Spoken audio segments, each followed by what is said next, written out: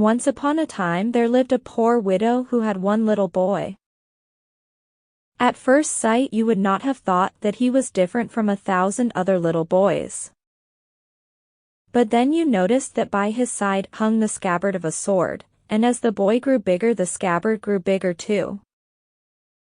The sword which belonged to the scabbard was found by the little boy sticking out of the ground in the garden, and every day he pulled it up to see if it would go into the scabbard. But though it was plainly becoming longer and longer, it was some time before the two would fit. However, there came a day at last when it slipped in quite easily. The child was so delighted that he could hardly believe his eyes, so he tried it 7 times, and each time it slipped in more easily than before. But pleased though the boy was, he determined not to tell anyone about it, particularly not his mother, who never could keep anything from her neighbors. Still, in spite of his resolutions, he could not hide altogether that something had happened, and when he went into breakfast his mother asked him what was the matter. "Oh, mother, I had such a nice dream last night," said he, "but I can't tell it to anybody." "You can tell it to me," she answered. "It must have been a nice dream, or you wouldn't look so happy." "No, mother, I can't tell it to anybody," returned the boy, "till it comes true." "I want to know what it was, and know it I will," cried she, "and I will beat you till you tell me." But it was no use, neither words nor blows would get the secret out of the boy.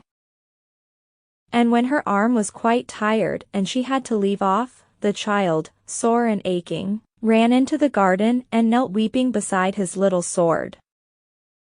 It was working round and round in its hole all by itself, and if anyone except the boy had tried to catch hold of it, he would have been badly cut. But the moment he stretched out his hand it stopped and slid quietly into the scabbard. For a long time the child sat sobbing, and the noise was heard by the king as he was driving by. "Go and see who it is that is crying so," said he to one of his servants, and the man went. In a few minutes he returned saying, "Your Majesty, it is a little boy who is kneeling there sobbing because his mother has beaten him."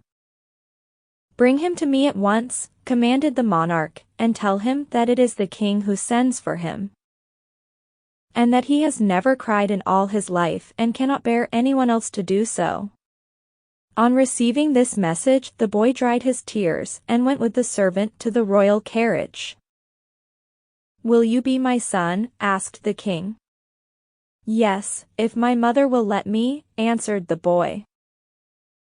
And the king bade the servant go back to the mother and say that if she would give her boy to him, he should live in the palace and marry his prettiest daughter as soon as he was a man. The widow's anger now turned into joy, and she came running to the splendid coach and kissed the king's hand. "I hope you will be more obedient to His Majesty than you were to me," she said, and the boy shrank away half frightened. But when she had gone back to her cottage, he asked the king if he might fetch something that he had left in the garden, and when he was given permission, he pulled up his little sword, which he slid into the scabbard. Then he climbed into the coach and was driven away. After they had gone some distance the king said, "Why were you crying so bitterly in the garden just now?" "Because my mother had been beating me," replied the boy. "And what did she do that for?" asked the king again. "Because I would not tell her my dream." "And why wouldn't you tell it to her?" "Because I will never tell it to anyone till it comes true," answered the boy. "And won't you tell it to me either?" asked the king in surprise. "No, not even to you, Your Majesty," replied he. "Oh, I am sure you will when we get home," said the king smiling, and he talked to him about other things till they came to the palace. "I have brought you such a nice present," he said to his daughters, and as the boy was very pretty they were delighted to have him and gave him all their best toys. You must not spoil him, observed the king one day, when he had been watching them playing together. He has a secret which he won't tell to anyone. He will tell me, answered the eldest princess, but the boy only shook his head. He will tell me, said the second girl. Not I, replied the boy. He will tell me, cried the youngest, who was the prettiest too. I will tell nobody till it comes true, said the boy, as he had said before, and I will be anybody who asks me.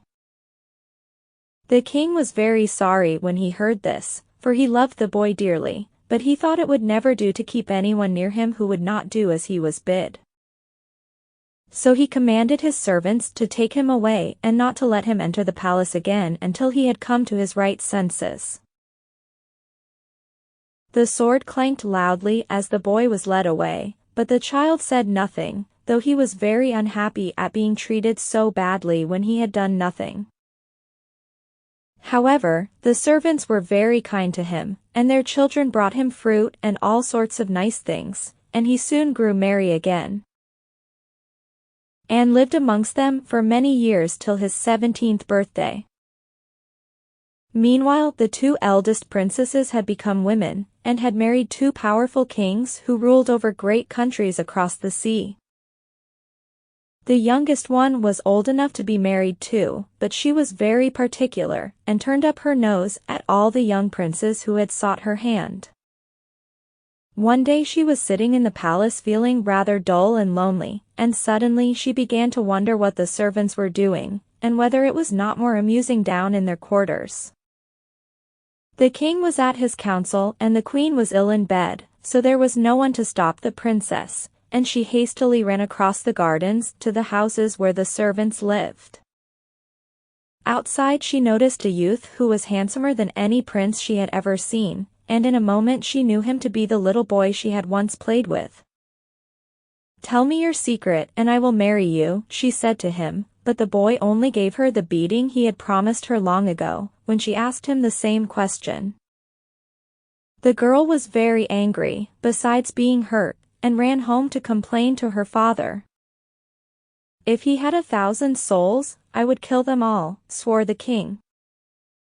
That very day a gallows was built outside the town, and all the people crowded round to see the execution of the young man who had dared to beat the king's daughter. The prisoner, with his hands tied behind his back, was brought out by the hangman, and amidst dead silence his sentence was being read by the judge when suddenly the sword clanked against his side. Instantly great noise was heard and a golden coach rumbled over the stones, with a white flag waving out of the window. It stopped underneath the gallows, and from it stepped the king of the Magyars, who begged that the life of the boy might be spared. Sir, he has beaten my daughter, who only asked him to tell her his secret. I cannot pardon that, answered the princess's father. Give him to me, I'm sure he will tell me the secret, or, if not, I have a daughter who is like the morning star, and he is sure to tell it to her. The sword clanked for the third time, and the king said angrily, well, if you want him so much you can have him, only never let me see his face again. And he made a sign to the hangman. The bandage was removed from the young man's eyes, and the cords from his wrists, and he took his seat in the golden coach beside the king of the Magyars. Then the coachman whipped up his horses, and they set out for Buda. The king talked very pleasantly for a few miles, and when he thought that his new companion was quite at ease with him, he asked him what was the secret which had brought him into such trouble. That I cannot tell you, answered the youth, until it comes true. You will tell my daughter, said the king, smiling. I will tell nobody, replied the youth, and as he spoke the sword clanked loudly. The king said no more, but trusted to his daughter's beauty to get the secret from him. The journey to Buda was long, and it was several days before they arrived there. The beautiful princess happened to be picking roses in the garden when her father's coach drove up. "Oh, what a handsome youth! Have you brought him from fairyland?" cried she, when they all stood upon the marble steps in front of the castle.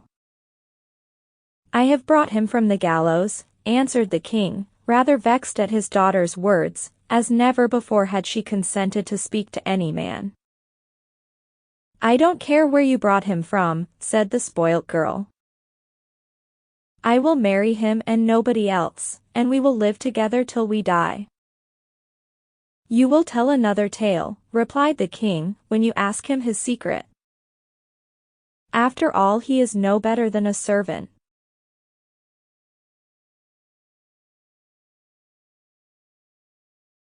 But the king shook his head, and gave orders that the lad was to be lodged in the summer house. One day, about a week later, the princess put on her finest dress, and went to pay him a visit. She looked so beautiful that, at the sight of her, the book dropped from his hand, and he stood up speechless.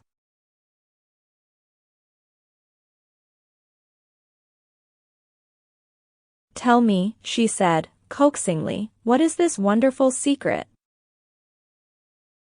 Just whisper it in my ear, and I will give you a kiss."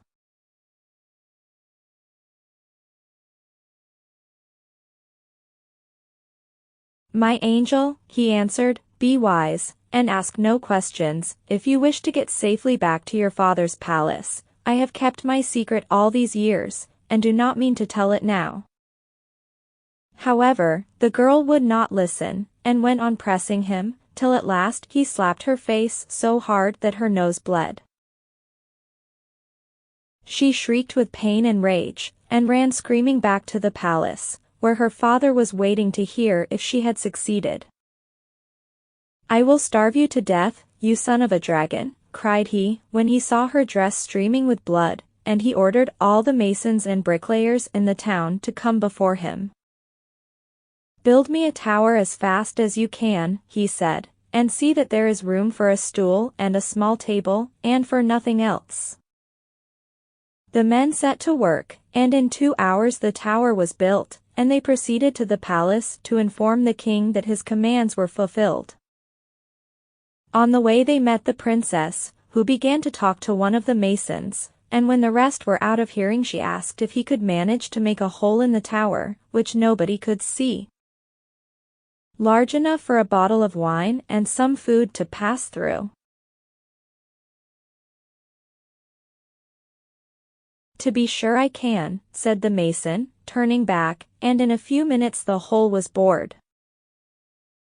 At sunset a large crowd assembled to watch the youth being led to the tower, and after his misdeeds had been proclaimed he was solemnly walled up.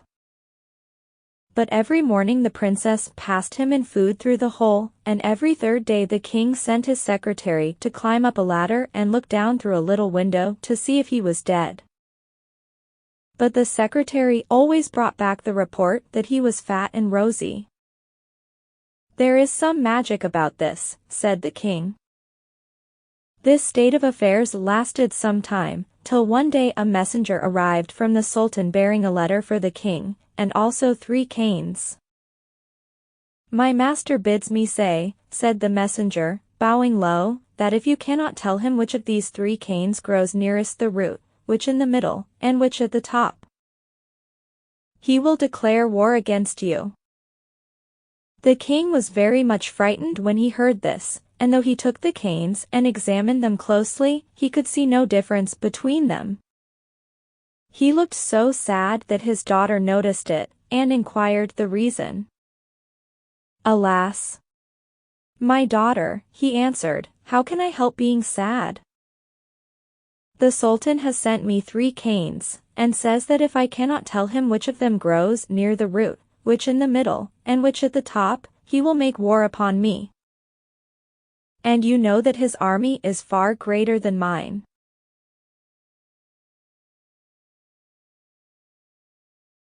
"Oh, do not despair, my father," said she.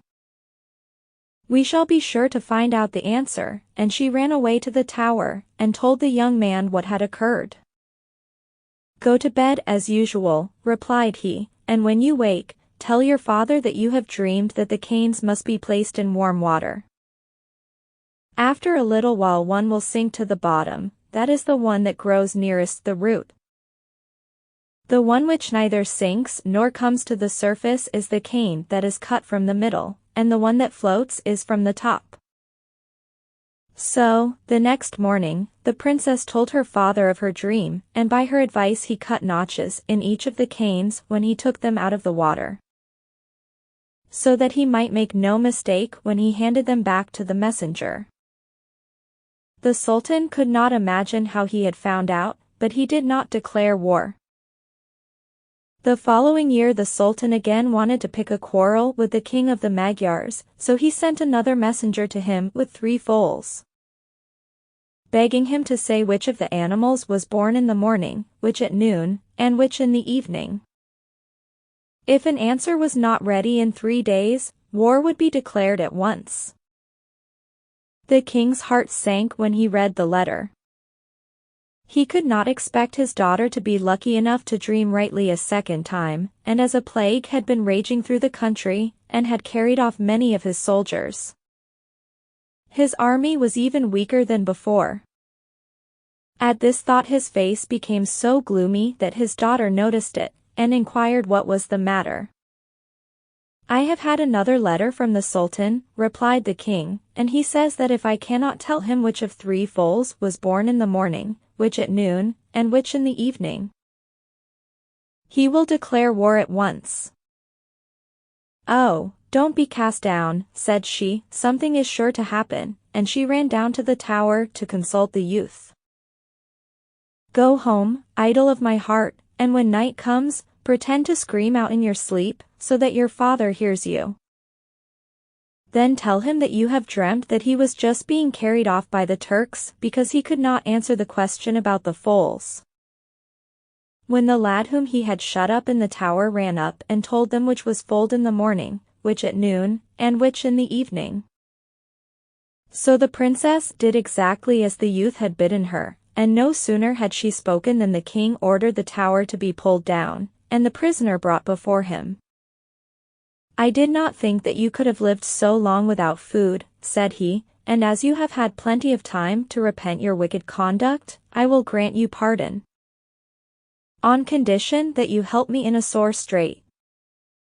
Read this letter from the Sultan. You will see that if I fail to answer his question about the foals, a dreadful war will be the result." The youth took the letter and read it through. "Yes, I can help you," replied he, "but first you must bring me 3 troughs, all exactly alike. Into one you must put oats, into another wheat, and into the third barley. The foal which eats the oats is that which was foaled in the morning, the foal which eats the wheat is that which was foaled at noon, and the foal which eats the barley is that which was foaled at night." The king followed the youth's directions, and, marking the foals, sent them back to Turkey, and there was no war that year. Now the Sultan was very angry that both his plots to get possession of Hungary had been such total failures, and he sent for his aunt, who was a witch, to consult her as to what he should do next. "It is not the king who has answered your questions," observed the aunt, when he had told his story. "He is far too stupid ever to have done that. The person who has found out the puzzle is the son of a poor woman, who, if he lives, will become king of Hungary. Therefore, if you want the crown yourself, you must get him here and kill him." After this conversation another letter was written to the court of Hungary, saying that if the youth, now in the palace, was not sent to Turkey within 3 days, a large army would cross the border. The king's heart was sorrowful as he read, for he was grateful to the lad for what he had done to help him. But the boy only laughed, and bade the king fear nothing, but to search the town instantly for 2 youths just like each other, and he would paint himself a mask that was just like them. And the sword at his side clanked loudly. After a long search 2 brothers were found, so exactly resembling each other that even their own mother could not tell the difference. The youth painted a mask that was the precise copy of them, and when he had put it on, no one would have known one boy from the other. They set out at once for the Sultan's palace, and when they reached it, they were taken straight into his presence. He made a sign for them to come near. They all bowed low in greeting. He asked them about their journey. They answered his questions all together, and in the same words. If one sat down to supper, the others sat down at the same instant. When one got up, the others got up too, as if there had been only one body between them. The Sultan could not detect any difference between them, and he told his aunt that he would not be so cruel as to kill all three. "Well, you will see a difference tomorrow," replied the witch, "for one will have a cut on his sleeve. That is the youth you must kill." And 1 hour before midnight, when witches are invisible, she glided into the room where all three lads were sleeping in the same bed. She took out a pair of scissors and cut a small piece out of the boy's coat sleeve which was hanging on the wall, and then crept silently from the room.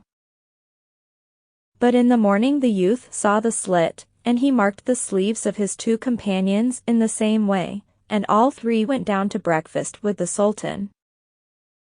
The old witch was standing in the window and pretended not to see them. But all witches have eyes in the backs of their heads, and she knew at once that not one sleeve but three were cut, and they were all as alike as before. After breakfast, the Sultan, who was getting tired of the whole affair and wanted to be alone to invent some other plan, told them they might return home. So, bowing low with one accord, they went. The princess welcomed the boy back joyfully, but the poor youth was not allowed to rest long in peace, for one day a fresh letter arrived from the Sultan, saying that he had discovered that the young man was a very dangerous person, and that he must be sent to Turkey at once, and alone. The girl burst into tears when the boy told her what was in the letter which her father had bade her to carry to him. "Do not weep, love of my heart," said the boy, "all will be well. I will start at sunrise tomorrow." So next morning at sunrise the youth set forth, and in a few days he reached the Sultan's palace. The old witch was waiting for him at the gate, and whispered as he passed, "This is the last time you will ever enter it." But the sword clanked, and the lad did not even look at her. As he crossed the threshold 15 armed Turks barred his way, with the Sultan at their head. Instantly the sword darted forth and cut off the heads of everyone but the Sultan, and then went quietly back to its scabbard. The witch, who was looking on, saw that as long as the youth had possession of the sword, all her schemes would be in vain, and tried to steal the sword in the night. But it only jumped out of its scabbard and sliced off her nose, which was of iron. And in the morning, when the Sultan brought a great army to capture the lad and deprive him of his sword, they were all cut to pieces, while he remained without a scratch. Meanwhile the princess was in despair because the days slipped by, and the young man did not return, and she never rested until her father let her lead some troops against the Sultan. She rode proudly before them, dressed in uniform, but they had not left the town more than a mile behind them, when they met the lad and his little sword. When he told them what he had done they shouted for joy, and carried him back in triumph to the palace. And the king declared that as the youth had shown himself worthy to become his son-in-law, he should marry the princess and succeed to the throne at once, as he himself was getting old. And the cares of government were too much for him. But the young man said he must first go and see his mother, and the king sent him in state, with a troop of soldiers as his bodyguard. The old woman was quite frightened at seeing such an array draw up before her little house, and still more surprised when a handsome young man, whom she did not know, dismounted and kissed her hand, saying, "Now, dear mother, you shall hear my secret at last. I dreamed that I should become king of Hungary, and my dream has come true. When I was a child, and you begged me to tell you. I had to keep silence, or the Magyar king would have killed me.